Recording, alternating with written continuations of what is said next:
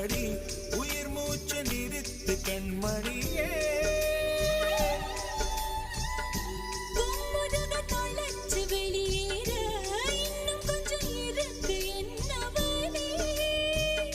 மழையடிக்கும் சிறு பேச்சு